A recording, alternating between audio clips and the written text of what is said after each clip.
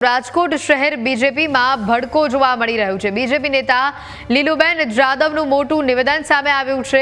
તેઓએ કહ્યું કે મારી છબી ખરડવાનો પ્રયાસ કરવામાં આવી રહ્યો છે, મને બદનામ કરવામાં આવી રહી છે। અમારા ચોક્કસ લોકો જ અમને બદનામ કરી રહ્યા છે। સમય આવે હું ખુલીને બધી જ વાત કરીશ। લીલુબેને કેન્દ્રીય ગૃહમંત્રી અમિત શાહને પત્ર પણ લખ્યો છે।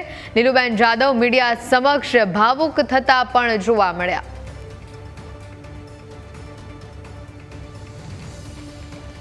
એ વસ્તુમાં મને ક્યાંય તમે જોઈ લ્યો કે સોમનાથ ને દ્વારકા ને અંબાજી એ કેમ ભેગું થાય, તમે જોવો ને કેવી રીતના કરું, જોઈ લેજો મારી લોકબુક। હું ના નથી પાડતી કોઈ, પણ એ ક્યાંક ને ક્યાંક ખોટું છે। કોઈ પણ વસ્તુમાં મારે ક્યાંક મને થઈ રહ્યું છે, એમાં હું તમને નહીં કહી શકું અત્યારે।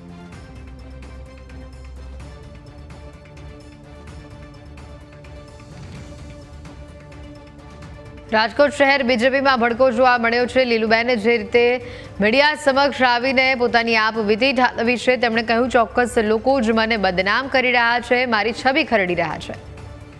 આ શાસક પક્ષના નેતા લીલુબેન જાદવ રડી પડ્યા। તેનું કારણ છે તે કહી રહ્યા છે કે મને દબાવવામાં આવે છે। આપણી સાથે મેયર નૈનાબેન પેઢડિયા જોડાયા છે। બેન, અત્યારે જે ઘટના સામે આવી, લીલુબેન અત્યારે મીડિયા સમક્ષ રડી પડ્યા। ખાસ મહિલાઓને દબાવવામાં આવે છે તેવો લીલુબેનનો આક્ષેપ છે। આપ પણ એક મહિલા મેયર છો, શું કહેશો આ મામલે?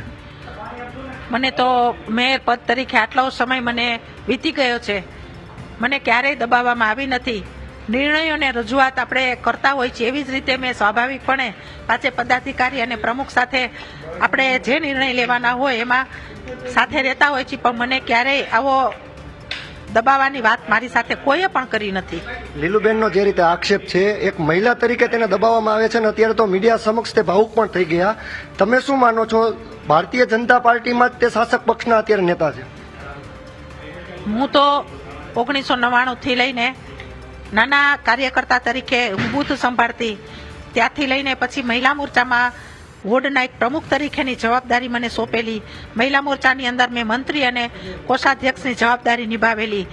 નગર પ્રાથમિક શિક્ષણ સમિતિમાં 5 વર્ષ મેં એક સદસ્ય તરીકેની જવાબદારી નિભાવી છે, અને શહેરની અંદર મંત્રી તરીકેની મને જવાબદારી નિભાવેલી છે મેં, અને શહેર પ્રમુખ તરીકેની રાજકોટની અંદર જ્યારે આપણા આદરણીય મુખ્યમંત્રી વિજયભાઈ રૂપાણી જ્યારે મુખ્યમંત્રી તરીકે રાજકોટના હોય તો સ્વાભાવિક છે આટલા શહેર પ્રમુખની અંદર એમાં પણ 3 પેટા ચૂંટણી આવેલી હતી મારા કાર્યકાળ દરમિયાન, અને આજે ભારતીય જનતા પાર્ટીના એક કોર્પોરેટર તરીકે મને જ્યારે અહીંયા સેવા કરવાનો એક મોકો મળેલો છે, તો નાની સફરથી લઈને મોટી સફરની અંદર કોઈ પણ વ્યક્તિએ ક્યારેય પણ મને ક્યારેય દબાવેલી નથી।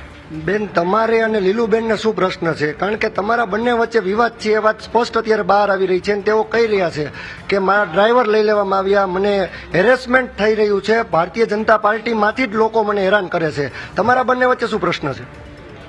મારા બંને વચ્ચે ક્યારે પ્રશ્ન થયો નથી અને પ્રશ્ન થવાનો પણ નથી, કેમ કે આ એક મારી ઉપર પણ કદાચ કોઈ એવો આક્ષેપ કરેલો હોય, પણ ડ્રાઈવરોની ફાળવણી છે એ કા એજન્સી કરતી હોય છે ને કા કાયમી ડ્રાઈવરોની ફાળવણી થતી હોય છે। આ વિભાગ ફાયર વિભાગમાં થતું હોય, કમિશનરના વહીવટી તંત્રમાં થતું હોય। મારા કોર્પોરેશનનો આ જે પ્રશ્ન હોય એ વહીવટી તંત્ર લેખે ડ્રાઈવરની ફાળવણી મારી આ બાજુના વિભાગમાં થતી નથી। કોની ગાડીમાં કોણ ડ્રાઈવર છે એની પણ હું ક્યારેય ચર્ચા કે ચંચુપાત કરતી નથી। એટલે આ ભૂમિકાની અંદર તદ્દન સ્પષ્ટ અને ચોખ્ખું આ વાત છે કે ડ્રાઈવરની ભૂમિકાની અંદર મેયર ઓફિસમાંથી ક્યાંય સંકલન થતું નથી। જેને પણ તપાસ કરવી હોય, જેને પણ જોતું હોય માહિતી, તો તે ફાયર વિભાગની અંદર ડ્રાઈવર ફાળવણી થતી હોય છે, એજન્સીના ડ્રાઈવર, કાયમી ડ્રાઈવર કોને ક્યાં મૂકવા એ ફાયર વિભાગ અને વહીવટી તંત્રમાં થતું હોય છે। એટલે મેયર ઓફિસમાંથી કે આ તંત્ર દ્વારા અમારામાં ડ્રાઈવર ફાળવણી આવતી નથી, પહેલા આ ભૂમિકા આપણે સ્પષ્ટ કરવી જોઈએ। એટલે સ્વાભાવિક શાસક પક્ષના મહિલા નેતા રડે એ કેટલું યોગ્ય? ભાઈ, આ તો આપણે સમાજમાં જ્યારે કાયમી સમાજની સાથે જોડાયેલા હોય અને આ સત્તા ઉપર હોય તો સ્વાભાવિક છે કે આપણને પ્રશ્નનો સામનો કરવાનું ઘણું બધું આપણી પાસે થતું। તમે ઘણા સામના કર્યા છે, તમારી ગાડીની રેકી થતી, કેટલા કિલોમીટર મેયર ચાલ્યા, મેયરે ક્યાં ડીઝલ પુરાવ્યું, ક્યાં પેટ્રોલ પુરાવ્યું, ક્યાં બ્રેક મારી। હવે આ જ વસ્તુ લીલુબેન સાથે થાય છે। તમને લાગે છે કે ભારતીય જનતા પાર્ટીમાંથી જ અમુક લોકો આ કરી રહ્યા છે? જે આમાં હું પડવા માંગતી નથી, અને જ્યારે પણ હું ગાડી લઈને બહાર ગઈ હતી ત્યારે મેં કમિશનર સાહેબના હુકમ અને પરવાનગી સાથે લઈને હું ગઈ હતી. ભાવ પણ મેં ભરી દીધા છે કે હજી જે છાપાની અંદર ક્યાંક ને ક્યાંક છાપે છે કે 2 રૂપિયા ભાવ છે, એ વાત તદ્દન ખોટી છે. જે પણ ન્યૂઝપેપરની અંદર લખેલું છે એને પણ આ સાચી માહિતીની ખબર નથી. સ્પષ્ટપણે હું કહું છું, 10 રૂપિયાનો ભાવ છે એ ઘણા વર્ષ પહેલાનો આ ભાવ છે. કદાચ જ્યારે છાપતા પહેલા વ્યક્તિગત ઉપર કોઈ છાપું છાપતું હોય કે 2 રૂપિયાના ભાવમાં ગયા તા, તો એ વાત તદ્દન ખોટી છે. પેલા માહિતી સાચી શું છે, પેલા એ તમારું નિવેદન એમ કે છે કે જૂનું ભૂલી જવામાં મજા છે. ભૂલવું ન ભૂલવું એ તો વ્યક્તિનો પોતાના ઉપર આધાર રહેલો છે. પણ જ્યારે આપણને આવડી મોટી સત્તા ઉપર કામ કરવાનો જ્યારે મોકો આપેલો છે ત્યારે હું ચોક્કસપણે કહું છું કે આપણે કામ ઉપર વફાદારી રાખવી જોઈએ. હું સમયે ઓફિસે આવી જાઉં છું. મારે ગાંધીનગર જવાનું હોય તો તે દિવસે ન ઓફિસે આવી શકી હોય, પણ એની ચિંતા મને થતી હોય કે આજે મારે લોકોની સાથે રહેવાનું થાય છે, તો મારે સવારે હું ચોક્કસપણે આવું છું. 2 વાગ્યા સુધી હું આ સમય આપું છું, બધાને પણ ખબર છે. અને બપોર પછી જે કાર્યક્રમ હોય તો નથી આવી શકતી, પણ ફોનના મેસેજથી મને જાણ થતી હોય છે કે આજે આ કાર્યક્રમ હતા મેડમ. પણ જ્યારે કોઈ કાર્યક્રમ ન હોય તો બપોર પછી હું પણ એક મારા જવાબદારીના ભાગરૂપે વફાદારીથી આ કામ નિભાવું છું. લીલુબેનને મળીને તેની સમસ્યા જાણશો? એ મને સમસ્યાની વાત કરે તો મને કોઈ પ્રશ્ન નથી. એની વેદનાને ઉપર એ મારી પાસે ક્યારે આવ્યા નથી. આટલું બધું એની ઉપર થતું હશે તે હું લેડીઝ મેયર છું, મારી પાસે એને પણ આવવું જોઈએ, પણ હું સ્પષ્ટ કહું છું કે એ મારી પાસે આવ્યા નથી. આ હતા મેયર નૈનાબેન પેઢડિયા. તેઓ સ્પષ્ટ કહી રહ્યા છે કે મારી પાસે લીલુબેન ક્યારેય આવ્યા નથી. જો આવે તો તેને સમસ્યાનું સમાધાન હું પણ કરાવું, કારણ કે હું પણ એક મહિલા મેયર છું.